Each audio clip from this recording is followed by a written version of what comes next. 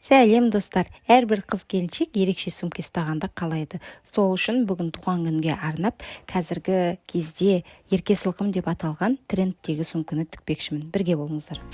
Ең алдымен дәптердің екі ортаңғы бетін алып скотчпен біріктіреміз. Содан соң сызғышпен 16-да 5-ті белгілеп алып, 2 рет 16-да 5-ке сызамыз. Биіктігінен де 16-5 болу керек, көлденеңінен де 16-да 5 болу керек. Бірінші сызып түсірген видеом камераға түсірілмей қалғандықтан мен сіздерге үстінен екінші рет басып сызып көрсетіп жатырмын. Сондықтан да бұрын сызылған сызықтарға мән бермеңіздер. Сызбамыздың жоғарғы жағынан 16-да 5-тің ортасы, яғни 8-де 2-де 5-ті тауып аламыз да орта нүктесін белгілеп қоямыз.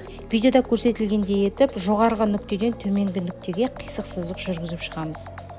Жоғарғы нүкте мен төменгі нүктенің аралығы 16-да 5 болу керек. Екі бұрыштың аралығы 16-да 5 болады, 2-ге бөлгенде 8-де 2-де 5, 8-де 2-ге 5 болып бөлінеді. Осы сызбамызды ортасынан қайырып, әдемілеп қиып шығамыз. Бұл сызба, яғни бұл лекала астыңғы сөмкеміздің астыңғы бөлігі. Солай белгілеп қоямыз да, астыңғы бөлігін жаймен қайырамыз ортаға. Сол кезде жанғы сөмкенің жаны шығады. Осылаймен сөмкемнің оң жағы немесе сол жағы деп жазып қойсаңыздар болады. Енді кезекте сөмкеміздің клапанын жасаймыз. Ол үшін бізге дәптердің беті керек болады. Оны ортасынан бүктеп, бүктелген жағын жоғарыға қаратамыз да видеода көрсетілгендей етіп сызып аламыз. Ендігі кезекте қараңыздар, үстіңгі жағы 20 см болу керек. Кей жерде 21 см болып асып кетеді. Сол кезде мен артығын қиып тастаймын, ол өз еріктеріңізде. Астыңғысында сызамын да, енді мен доғал, яғни бұрышынан доғал жасаймын. Бір нәрсе қойып сызсаңыздар да болады. Мен жай ғана көзбен осылай қизайтып доғал бұрыш сызып шықтым, және осыны әдемілеп қиып аламын. Мінекей клапаны дайын болды. Осымен біздің барлық лекаламыз дайын болды.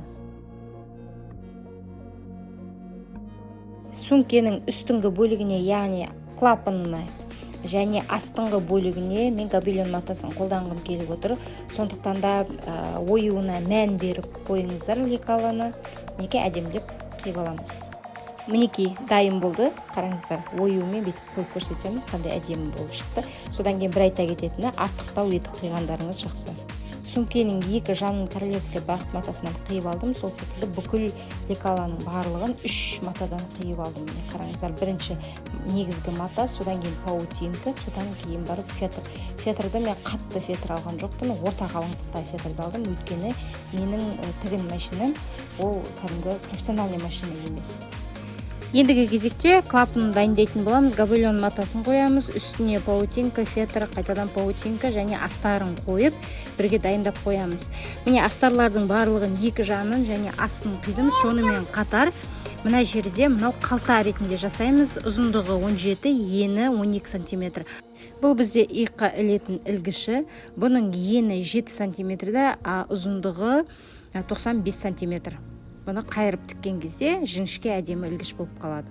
Сонымен қатар екі кішкентай ілгіш дайындап қойдым. Ілгіштердің ені 6 см-де, ұзындығы 11 см болады. Бұл да қайырып тіккен кезде өте әдемі жіңішке болып шығады.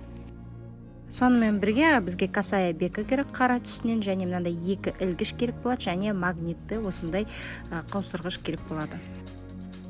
Барлығын дайындап болғаннан кейін үтіктейтін боламыз. Ең алдымен фетрді қоямыз, үстіне паутинка және гобелен матасын қойып, бетінен мәрлі немесе сол секілді жұқа матаны қойып жақсылап үтіктеп аламыз. Үтіктелінгеннен кейін үшеуі жақсылап бір-біріне жабысады. Енді оны теріс айналдырып, фетрдің үстіне паутинкасын қойып, астарын қойып, тағы да үтікпен басып жабыстырып аламыз. Тек қана клапанды осылай жасайтын боламыз, қалған жерінде астарын бөлек қолмен тігетін боламыз. Сөмкенің екі жағын және астын жасайтын кезде фетрдің үстіне паутинка қойып, оның үстіне матасын қойып, жақсылап жабыстырып аламыз. Мінекей сөмкеміздің астыңғы бөлігін және екі жағын дайындап алдық, астарын бөлек тігетін боламыз.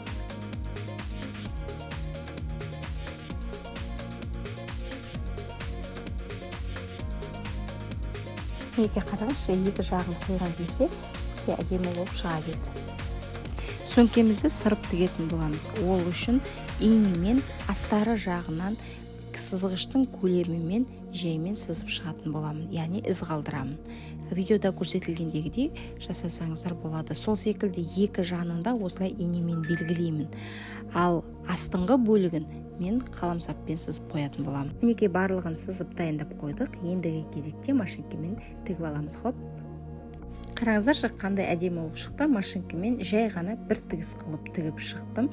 Ал сырманың көлемін өзгертсеңіздер болады, бұл өз еріктеріңізде. Енді бір тағы мән беретін жайт, сөмкеміздің астыңғы бөлігі мен екі жантарының сызықтары қатарлас болып келу керек. Видеода көрсетілгендей етіп, астарын екі жанын бірінің үстіне бірін қойып тігіп алатын боламыз қазір. Тігу барысында басынан 1 сантиметрдей қалдырып өтеміз, және закрепка беруді ұмытпаймыз.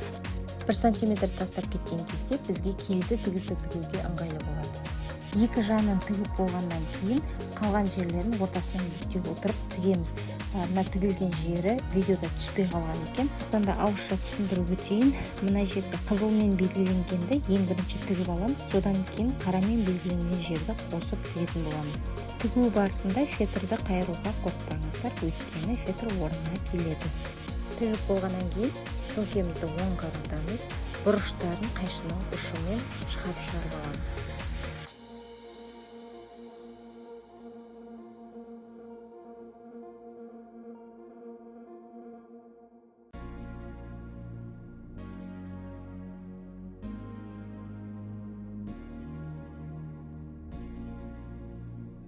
Мінекей бұрыштарын барлығын шығарып болғаннан кейін сөмкеміз өте әдемі болып шыға келді. Тігістерін қараңыздар, қандай әдемі болып шықты.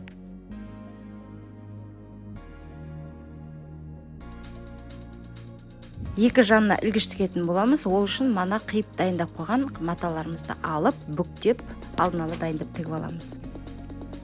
Ол үшін матаны теріс айналдырып, басына закрепка беріп, екі қайтара тігіп шығамын. Енді екінші матамда менің жанында шашақтары бар. Шашақтарын артық етіп отырып тігетін боламын. Қазір видеодан көресіздер.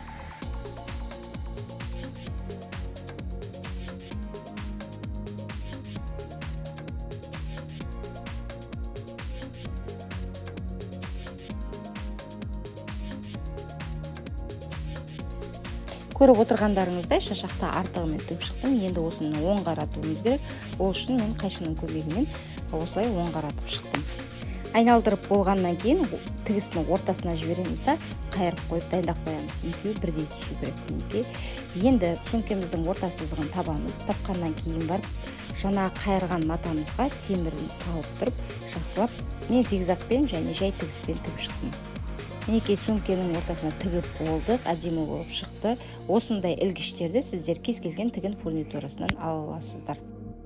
Ендігі кезекте астарын тігетін боламыз. Астарын сыртын қалай тіктік, дәл солай астарын да тігетін боламыз. Әуелі екі жанын қосып аламыз, содан кейін үстіңгі бөлігін қосып тігіп тастаймыз. Астары міне тігіп дайын болды. Енді біздер оң қаратып аламыз да ішкі қалтасын тігетін боламыз. Сол үшін оң қараттық, негізі теріс түрінде тұрады. Мына бізде алдын ала дайындап қойған матамыз. Матаны, яғни қалтаның матаны екі қабаттап тіксеңіздер де болады. Мен бір қабаттап тіктім және үстіңгі бөлігіне осылай тігіс жүргіземін да екі жанын қайырып тек қана закрепка дайындап қоямын. Яғни ручканың орнына тігіспен осылай белгі салып қойдым.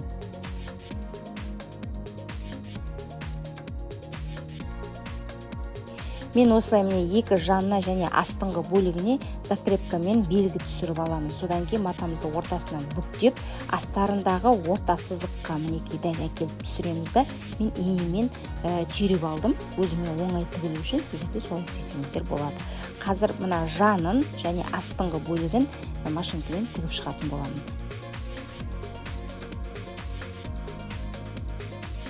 Мінекей тігіп жатырмын. Бір айта кететін жайт, мен машинканың астындағы осылай алынатын бөлігін алып тастаймын да тігемін. Сол кезде сөмкені былай кигізіп тігуге оңай болады. Қалтаны тігіп болғаннан кейін астарын теріс айналдырамыз да ішіне сөмкені салатын боламыз.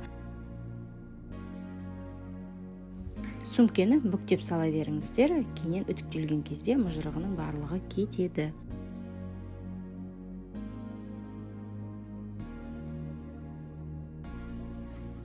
Мінекей салып болдық. Енді мына ауызғы бөлігін қазір тігетін боламыз. Ол үшін мына ілгешектерді қараңыздар. Ілгешектерді теріс айналдырып, ішіне қарай салып жібереміз.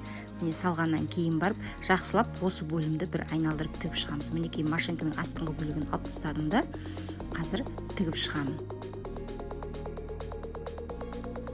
Жылжып кетпес үшін инемен белгілеп алсаңыздар да болады. Мен осылай айналдырып отырып, закрепка беріп, орта сызығынан бастап тігетін боламын.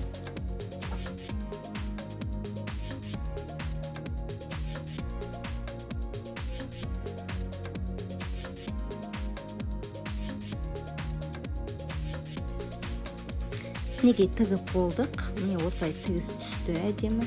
Енді тігісті шығару үшін мына астыңғы бөлігін жаймен сөгітеміз да, содан бүкіл сөмкемізді шығарып аламыз. Мінекей сөмкемізді шығарып алдық. Шығарып алғаннан кейін қараңыздар, ілгешегі екі жағында шығып әдемі болып тұр. Астарымыз оң жағында бағытталды. Енді мына сөгіткен жерімізді қайырып әдемілеп тігіп аламыз.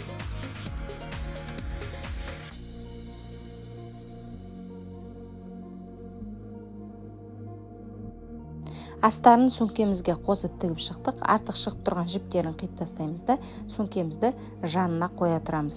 Ендігі кезекте біз клапанды тігуіміз керек. Яғни клапанға косая беканы әдемілеп жан-жағына айналдырып тігіп шығамыз.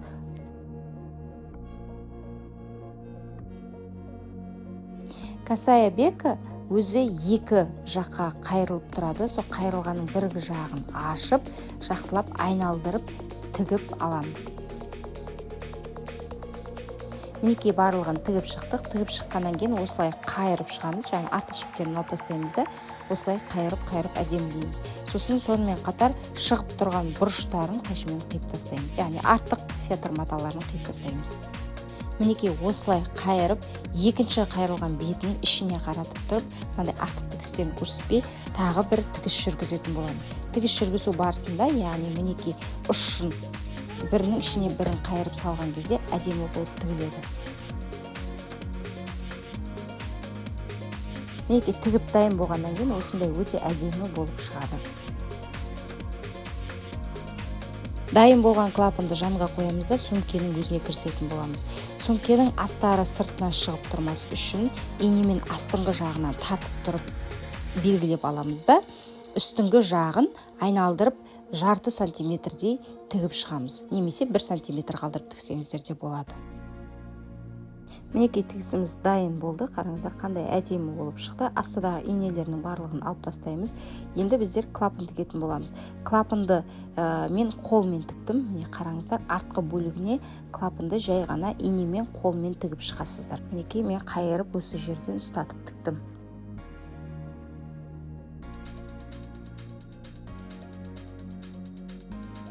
Сонымен қатар магнитті қаусырғышты да инемен қолмен тігіп шықтым.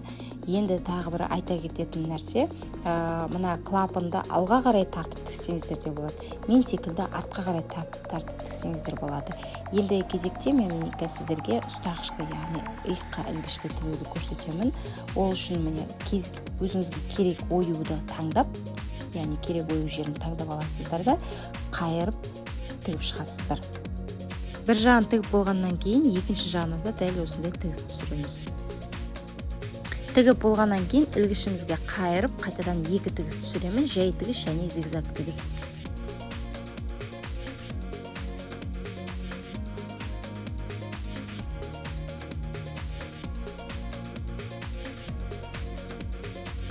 Дәл осылай екінші жағында тігіп шығамыз. Мінекей екі ілгіші де дайын болды, сонымен қатар сөмкеміз де дайын болды. Сөмкеміздің ішіне мен кішкене ғана осындай одеяло салдым. Сіздер полотенце салсаңыздар да болады. Өз еріктеріңізде осылай салып, сыртына мәрлімізді қойып, жақсылап үтіктеп шығатын боламыз. Яғни манағы қайырылған жерлерді, тігістердің барлығын әдемілеп бір-бірінің үстіне ұйқастырып түсіру үшін өстіп үтікпен бұрыштарын шығарып үтіктеп аламыз.